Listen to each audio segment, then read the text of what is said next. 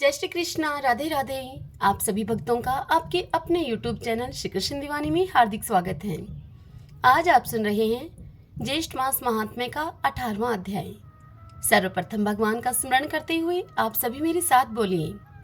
शांताकारं भुजगशयनं पद्मनाभं सुरेशं विश्वधारं गगनसदृशं मेघवर्णं शुभांगं लक्ष्मीकान्तं कमलनयनं योगिभिर्दयानगम्यं वन्दे विष्णुं भवभयहरं सर्वलोकैकनाथम्। ओम नमो भगवते वासुदेवाय। ओम त्रिविक्रमाय नमो नमः। पिछले अध्याय में आप सबने निर्जला एकादशी व्रत की अधूरी कथा सुनी थी। आज उसी कथा को आगे से सुनते हैं। भीमसेन जी कहने लगे वेदव्यास जी से कि हे तात, आपने जो एकादशी का व्रत और उसका जो महात्म्य मुझसे कहा है, यह मुझको कुछ मूर्छित होने से सत्य प्रतीत नहीं होता। अतः आप मेरे प्रति इस वात्सल्य भाव को त्याग कर ठीक ठीक बात मुझे बतलाइए। यदि आप मुझे सत्य वचन कहेंगे तो मैं विदुर वचन के सदृश अर्थात धृतराष्ट्र के प्रति जो विदुर जी ने वचन कहे थे, उन्हीं वचनों के समान ही नष्ट हो जाऊंगा। हे तात, मंत्री, पुरोहित और वैद्य, इनको सत्य और यथार्थ वचन ही बोलने चाहिए, अन्यथा केवल मीठे वचन बोलने से उनके धन, धर्म और शरीर तीनों ही नष्ट हो जाते हैं। भीमसेन की यह बात सुनकर व्यास जी उनसे कहने लगे कि हे पवन पुत्र भीमसेन, हमने जो पहले संक्षेप में तुमसे बात कही है वह सर्वथा सत्य है, इसको तुम असत्य नहीं मानना। मैं इस विषय में तुमको एक प्राचीन इतिहास सुनाता हूँ। तुम उन स्कंद जी के वचनों को सुनकर इस संशय से रहित हो जाओगे। पूर्व काल में कालाजन पर्वत पर पुलिंद नाम वाला एक विख्यात समस्त धर्मों का पालन करने वाला और उन धर्मों का ज्ञाता हुआ है। उसने निष्कंटक राज्य करके वहाँ पर द्वारकापुरी के सामने महानपुर बसाया और स्वयं अनेकों रथ, सेना, ऐरावत के समान हाथी और उच्च शर्वा के समान घोड़ों से परिवारित अर्थात आवृत होकर और सचिवों से अनुमोदित होकर विजय यात्रा के लिए निकला। 100 योजन के प्रमाण में उसकी सेना उस पुर से बाहर निकली और राजा के साथ चलने वाली जो पैदल सेना थी वह सारी पृथ्वी पर छा रही थी। 7 व्यूह की सेना की रचना से युक्त वह सेना 7 महासमुद्रों के समान प्रतीत होती थी। वह राजा बड़े बड़े मंडलिक वीर राजाओं और सेवकों को जीतकर उनसे बहुत सा धन और कर लेकर अपने पुर को वापस लौटा। इस तरह से उस राजा ने पृथ्वी के अनेक चक्रवर्ती राजाओं को जीता। जिस जिस सेनापति को बलवान सुनता था वह राजा वहां पर वेग पूर्वक जाकर उनको जीत लेता था। इस प्रकार घूमते घूमते उस राजा के गुप्तचरों ने आकर राजा को यह संदेश दिया कि महाराज, यहाँ पर सबों का मालिक एक परम धर्मात्मा राजा है, जो कि श्रुति, स्मृति और पुराणों का ज्ञाता, देवता तथा अतिथि की पूजा करने वाला, सत्य प्रतिज्ञ और शूरवीर है। आज तक किसी से भी वह नहीं जीता गया है। उसको बिना जीते इस भूमंडल में आपकी कीर्ति संतुष्टदायक नहीं हो सकती है। अपने गुप्तचरों से यह सब समाचार सुनकर राजा पुलिंद ने अपने मंत्रियों और सेना के सहित उस प्राचीन पुरी को, संपूर्ण नगर को चारों तरफ से घेर लिया और राजा पुलिंद के सैनिक उस नगर के चारों तरफ अब स्थित हो गए। जैसे वन में बहुत से गिद्धड़ों के द्वारा एक सिंह घेर लिया जाता हो, ठीक उसी तरह से उन्होंने उस नगर को चारों तरफ से घेर लिया। हे तपोधन, उस समय उस नगर में बड़ा ही कोलाहल मचा।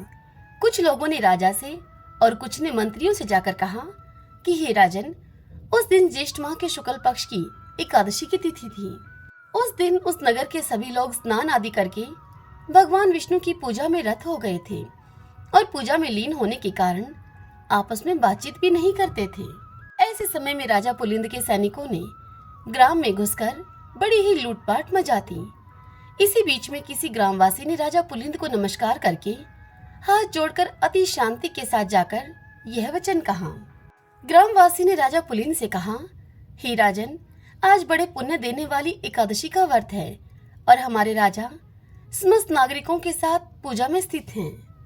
आज नागरिक लोग तथा राजा भोजन, भाषण, हिंसा, मिथ्या वचन तथा और भी किसी काम का, किसी प्रकार का दोष कर्म नहीं करेंगे। इसलिए आप हे राजन आज और कल के लिए कृपा कीजिए। मैं अपने राजा की आज्ञा से यहाँ पर नहीं आया हूँ। मैंने यहाँ की जो निश्चित बात है स्वयं अपने विचार से कहने के लिए आपको आया हूँ। अतः हे राजन, इन दिनों में आप जो कुछ भी करेंगे हमारे राजा उसे सब सहन करेंगे, परंतु परसों क्या होगा यह मैं नहीं कह सकता आपसे, और न ही मैं जानता हूँ। इति श्री ज्येष्ठ मास महात्म्य निर्जला एकादशी व्रत वर्णन 18 अध्याय संपूर्ण। हरि ओम तत्सत। ओम नमो भगवते वासुदेवाय। ओम त्रिविक्रमाय नमो नमः। आइए भगतजनों, अब हम रामेश्वर क्षेत्र की महिमा, उस राम सेतु तीर्थ का वर्णन सुने। सभी बोलिए जय जय सिया राम, जय हनुमान। सूत जी ऋषियों से कहते हैं कि हे श्रेष्ठ विप्रवरों, अब मैं धनुष कोटि की प्रशंसा में सियार और वानर के संवाद का तुमसे वर्णन करता हूँ। प्राचीन काल में एक स्थान पर सियार और वानर रहा करते थे। दोनों को अपने पूर्वजन्म की बातों का स्मरण था। वे दोनों परस्पर मित्र थे। उस सियार का नाम था रुद्र भूमिष्ठ। एक समय वानर ने श्रृगाल को अर्थात उस सियार को शमशान भूमि में देखकर पूर्व जन्म का स्मरण करते हुए उससे पूछा कि हे सियार, तुमने पूर्व जन्म में कौन सा अत्यंत भयंकर पाप किया था जिससे कि तुम शमशान भूमि में घृणित एवं दुर्गंध युक्त मुर्दों को खा रहे हो। वानर के ऐसा पूछे जाने पर सियार ने उससे कहा, वानर, मैं पूर्व जन्म में वेदों का पारंगत विद्वान और समस्त कर्म कलापों का ज्ञाता ब्राह्मण था। मेरा नाम था वेद शर्मा। मैंने उस जन्म में एक ब्राह्मण को धन देने के लिए संकल्प करके भी वह धन उसे नहीं दिया।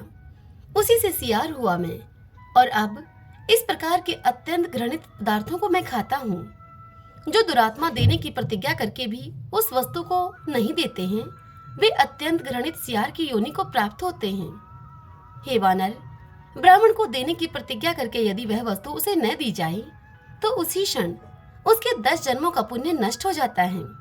इसलिए समझदार मनुष्य को यह उचित है कि वह देने की प्रतिज्ञा करने पर उस वस्तु को अवश्य दे डाले। ऐसा कहकर सियार ने वानर से पूछा कि तुमने क्या पाप किया था जो कि तुम वानर हुए। तब वानर बोला कि पूर्व जन्म में मैं भी ब्राह्मण था। मेरा नाम था वेदनाथ। मेरे पिता विश्वनाथ नाम से विख्यात थे और मेरी माता का नाम था कमलालया। सियार, पूर्व जन्म में भी हमारी और तुम्हारी मित्रता थी। तुम इस बात को क्या नहीं जानते हो? परंतु पुण्य के गौरव से मुझे उस बात का स्मरण है। पूर्व जन्म में मैंने ब्राह्मण का साग चुरा लिया था। उसी पाप से मैं वानर हुआ हूँ। अतः ब्राह्मण का धन अपहरण नहीं करना चाहिए। ब्राह्मण का धन लेने से नरक होता है और नरक भोगने के बाद वानर की योनि मिलती है। ब्राह्मण का धन अपहरण करने से बढ़कर दूसरा अन्य कोई पाप नहीं है। विष तो केवल पीने वाले को मारता है, किंतु ब्राह्मण का धन समूचे कुल को जला डालता है। ब्राह्मण के धन का अपहरण करने से पापी मनुष्य कुंभीपाक नामक नरक में पकाया जाता है। तत्पश्चात शेष पापों के फल स्वरूप यह वानर योनि को प्राप्त होता है। इसीलिए ब्राह्मण के धन का अपहरण नहीं करना चाहिए। ब्राह्मण के साथ सदा ही क्षमा का ही व्यवहार करना चाहिए। बालक, दरिद्र, कृपण तथा वेदशास्त्र आदि के ज्ञान से शून्य ब्राह्मणों का भी अपमान कदापि नहीं करना चाहिए, क्योंकि क्रोध में आने पर वे अग्नि के समान भस्म कर देने वाले हो जाते हैं। हे सियार, कितने ही समय से ऐसा कष्ट भोगते हुए हम दोनों को इस पाप से छुड़ाने वाला कौन होगा? सियार और वानर की इस प्रकार की बातचीत अब कर ही रहे थे कि इतने में ही दैवयोग से अथवा पुनर्जन्म के किसी पुण्य के वश वहां महातेजस्वी सिंधु द्वीप नामक मुनि स्वेच्छानुसार घूमते हुए वहां पर आ पहुंचे। वे रुद्राक्ष की माला से विभूषित होकर भगवान शिव के नामों का कीर्तन कर रहे थे। सियार और वानर ने उन मुनि को देखकर उनको प्रणाम किया और इस प्रकार उनसे पूछा। सियार और वानर उन मुनि से बोले कि भगवान, आप सब धर्मों के ज्ञाता हैं। अपनी कृपा दृष्टि से हमारी ओर देखिए आप, और हम दोनों की आप रक्षा कीजिए। हमारी वानर और सियार की योनि जिस उपाय से छूट जाए उसे बताने की हमें कृपा कीजिए। साधु पुरुष सदा ही किसी प्रकार की अपेक्षा न रखते हुए अपनी कृपा दृष्टि से अनाथों, दीनों, अज्ञानियों, बालकों तथा रोग पीड़ित मनुष्यों की रक्षा करते हैं। उन दोनों के ऐसा कहे जाने पर महामुनि सिंधु द्वीप ने मन ही मन बहुत देर तक विचार किया और फिर उन्हें इस प्रकार से कहा वे मुनि बोले, सियार और वानर, तुम दोनों के पाप की शांति के लिए मैं तुम्हें एक उपाय बताता हूँ। तुम दोनों दक्षिण समुद्र के तट पर श्री रामचंद्र जी के धनुष कोटि तीर्थ में शीघ्र ही जाकर स्नान करो। ऐसा करने से तुम तुम्हारे पाप से मुक्त हो जाओगे। सिंधु द्वीप मुनि के इस प्रकार के वचन को सुनकर सियार और वानर बड़े ही प्रयास से धनुष कोटि तीर्थ में गए और उस जल में स्नान करके वे सब पापों से मुक्त होकर श्रेष्ठ विमान पर आरूढ़ होकर देवलोक में चले गए। वहां उन्हें इंद्र का आधा आसन प्राप्त हुआ। गोदावरी के तट पर दुराचार नाम से प्रसिद्ध एक ब्राह्मण रहा करता था। वह ब्राह्मण बड़ा ही पापी और निर्दयतापूर्ण कर्म करने वाला था। ब्रह्म हत्यारे, शराबी, स्वर्ण की चोरी करने वाले तथा गुरु पत्नीगामी, इन महापातकियों के संसर्ग से दूषित होकर वह ब्राह्मण सदा ही वैसे ही लोगों के साथ निवास किया करता था। महापातकियों के संसर्ग दोष से उस ब्राह्मण की ब्राह्मणता पूर्ण रूप से नष्ट हो गई थी। ब्राह्मणता से हीन उस दुराचार ब्राह्मण को एक महाभयंकर महाबलवान वेताल ने अपने अधीन कर लिया। उस वेताल के आवेश से अत्यंत पीड़ित एवं परवश होकर वह ब्राह्मण देश देश और वन वन घूमने लगा। घूमते घूमते वह ब्राह्मण श्री रामचंद्र जी के धनुष कोटि में चला गया। वहां वेताल ने प्रेरित करके उसे धनुष कोटि के जल में नहलाया। स्नान करके वह ब्राह्मण जो ही जल से निकला, वेताल ने उसे छोड़ दिया। तब वह ब्राह्मण स्वस्थ होकर विचार करने लगा कि यह समुद्र के किनारे कौन सा देश है। गोदावरी के तट पर निवास करने वाला मैं यहाँ पर कैसे आ गया हूँ। इसी चिंता में पड़ा हुआ वह ब्राह्मण धनुष कोटि निवासी योगी परवर महात्मा दत्तात्रेय के पास गया और उनको प्रणाम करके वह ब्राह्मण बोला, हे भगवान, मैं नहीं जानता कि यह कौन सा देश है। मेरा घर तो गोदावरी के किनारे है। मैं यहाँ पर कैसे आ पहुंचा, यह सब आप मुझे बताने की कृपा करें। उस ब्राह्मण की यह बात सुनकर महायोगी दत्तात्रेय ने थोड़ी देर तक ध्यान करके उनसे कहा कि पहले महापातकियों के संसर्ग से तुम्हारी ब्राह्मणता नष्ट हो गई थी, इसलिए तुम्हें किसी वेताल ने पकड़ लिया था। उसी वेताल के आवेश से विवश होकर तुम यहाँ पर आए हो। वेताल ने तुम्हें धनुष कोटि के जल में नहलाया है। धनुष कोटि में स्नान करने से ही तुम्हारा महापातकियों के संसर्ग का दोष सर्वथा नष्ट हो गया है। जिस वेताल ने तुम्हें जकड़ रखा था, तुमको पकड़ रखा था, वह पूर्व जन्म में ब्राह्मण था। उसने आश्विन मास के कृष्ण पक्ष में पावण की विधि से पितरों का हर्षपूर्वक महाल्य श्राद्ध नहीं किया था। अतः पितरों के श्राप के कारण, पितरों के श्राप देने से वह वेताल भाव को प्राप्त हुआ था। इस धनुष कोटि के दर्शन से वह वेताल भी वेताल योनि से मुक्त होकर भगवान विष्णु के लोकों को प्राप्त हुआ है। जो मनुष्य आश्विन मास के कृष्ण पक्ष में अत्यंत लोभवश पितरों के उद्देश्य से महाल्य श्राद्ध नहीं करते, वे वेताल होते हैं। जो अश्विन मास के कृष्ण पक्ष में महाल्य श्राद्ध के अवसर पर अपनी शक्ति और सामर्थ्य के अनुसार 1, 2 या फिर 3 ब्राह्मणों को भोजन कराता है, उसकी कभी भी दुर्गति नहीं होती। भादो शुक्ल पक्ष से लेकर मार्गशीर्ष मास के अंत तक तत्वदर्शी मुनियों ने महाल्य श्राद्ध का समय बतलाया है। इस समय में जो भी भादो का शुक्ल पक्ष विशिष्ट है और उसकी अपेक्षा भी अश्विन का कृष्ण पक्ष अधिक उत्तम माना गया है। उस कृष्ण पक्ष में प्रतिपदा तिथि को जो मनुष्य भक्ति पूर्वक महाल्य श्राद्ध करता है, उसके ऊपर सबको पवित्र करने वाले भगवान अग्निदेव बड़े प्रसन्न होते हैं। वह अग्निलोक को प्राप्त होता है। जो मनुष्य द्वितीया तिथि में महाल्य श्राद्ध करता है, उसके ऊपर गिरिजापति भगवान शंकर प्रसन्न होते हैं और वह कैलाश को प्राप्त होता है। जो तृतीया की तिथि में भक्ति पूर्वक महाल्य श्राद्ध करता है, उसके ऊपर ब्रह्मा, विष्णु और शिव, यह तीनों देवता अनुग्रह करते हैं। इसी प्रकार तृतीया से लेकर चतुर्दशी तक महाल्य श्राद्ध की उत्तरोत्तर अधिक से अधिक महिमा है। जो मनुष्य भक्ति पूर्वक अमावस्या तिथि में महाल्य श्राद्ध करता है, उसके पितरों को अनंत काल तक तृप्ति बनी रहती है। स्वर्गलोक में देवताओं को अमृत पीने से जो तृप्ति होती है, ठीक वैसी ही अनंत तृप्ति पितरों को अमावस्या में महाल्य श्राद्ध करने से होती है। अमावस्या तिथि भगवान शंकर को अत्यधिक प्रिय है।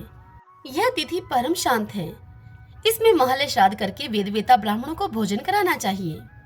अमावस्या को श्राद्ध करने वाला पुरुष प्रत्यज्ञा आत्मा और ब्रह्मा की एकता को जानकर सायुज्य मोक्ष को प्राप्त होता है।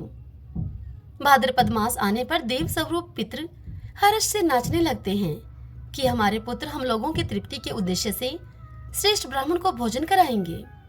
उस भोजन से हमें अत्यंत दारुण नरक का कलेश नहीं भोगना पड़ेगा, और जब तक चंद्रमा और सूर्य बने रहेंगे तब तक हमारा स्वर्गलोक में निवास होगा।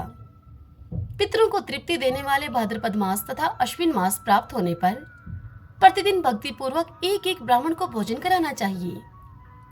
इससे उसके पितृकुल और मातृकुल के पितृ तृप्ति को प्राप्त होते हैं। अश्विन कृष्णा सप्तमी से लेकर अमावस्या तक मनुष्य प्रतिदिन 3-3 ब्राह्मणों को सत्कार पूर्वक भोजन कराए। द्वादशी से लेकर अमावस्या तक, उस समय तक तो यह अवश्य ही ऐसा करे। वेद वेता ब्राह्मणों को इस प्रकार भोजन करावे जिससे कि उन्हें पूर्णतः तृप्ति हो।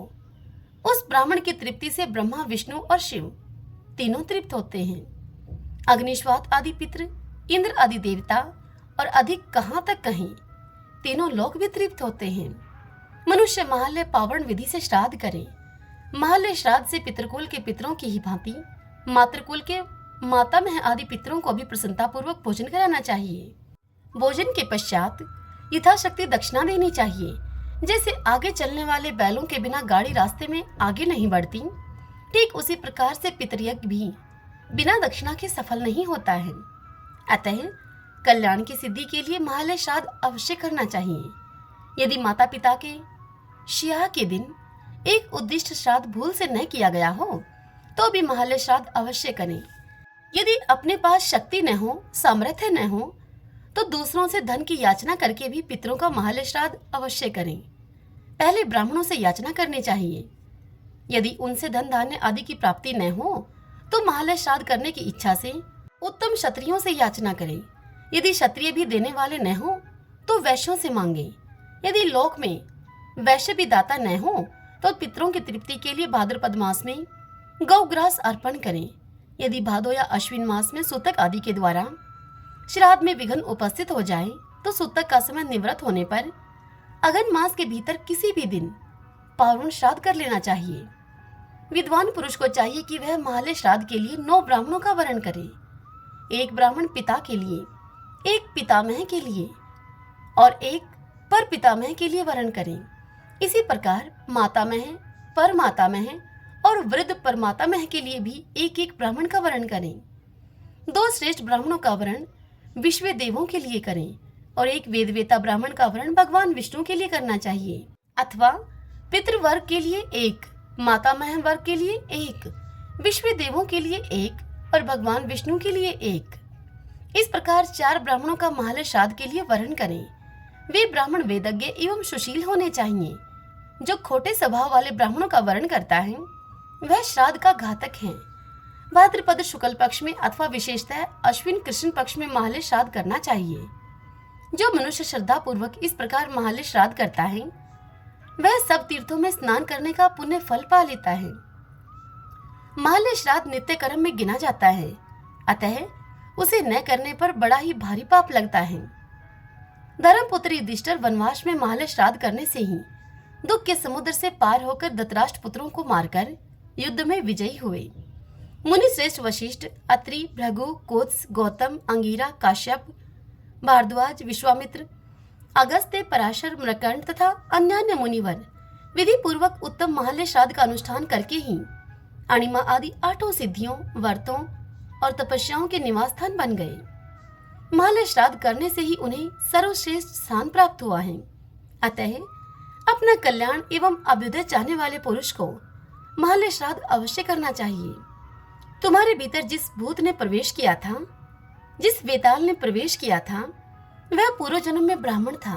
उस वेताल का नाम था वेदनिधि। वह महात्मा भारद्वाज का पुत्र और कुशस्थली ग्राम का निवासी था।